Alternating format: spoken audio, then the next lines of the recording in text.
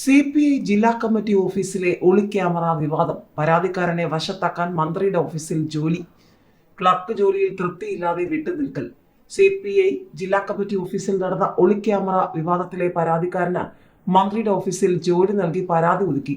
കോട്ടയം ജില്ലാ കമ്മിറ്റി ഓഫീസിൽ അവിഹിതം നടന്നതായി പരാതി നൽകുകയും വീഡിയോ ദൃശ്യങ്ങൾ സംസ്ഥാന സെക്രട്ടറിക്ക് വരെ കൈമാറുകയും ചെയ്ത മുൻ ഓഫീസ് സെക്രട്ടറിക്കാണ് മന്ത്രി P. പ്രസാദിന്റെ ഓഫീസിൽ ജോലി നൽകിയത്. എന്നാൽ പ്രൈവറ്റ് സെക്രട്ടറി ആക്കാമെന്നാണ് വാഗ്ദാനം നൽകിയിരുന്നതെങ്കിലും ക്ലർക്കായി നിയമിച്ചതിൽ പ്രതിഷേധിച്ച് ഇദ്ദേഹം 2 ദിവസം മാത്രമേ ജോലിക്ക് പോയുള്ളൂ എന്നും അറിയുന്നു.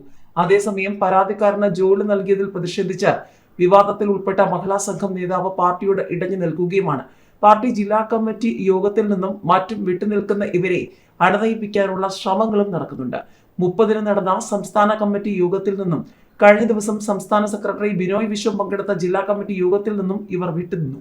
2024 ജൂലൈയിൽ ഒളിക്യാമറ പരാതി ഉയർന്ന ഉടനെ ജില്ലാ സെക്രട്ടറി സ്ഥാനത്ത് നിന്നും CK ശശിധരനെ മാറ്റി നിർത്തി 2-അംഗ അന്വേഷണ കമ്മീഷനെ പാർട്ടി സെക്രട്ടറി നിയമിച്ചിരുന്നു. ദേശീയ എക്സിക്യൂട്ടീവ് കമ്മിറ്റി അംഗം KP രാജേന്ദ്രൻ, സംസ്ഥാന എക്സിക്യൂട്ടീവ് കമ്മിറ്റി അംഗം കമലാ സദാനന്ദൻ എന്നിവരെയാണ് അന്വേഷണ ചുമതല ഏൽപ്പിച്ചത്.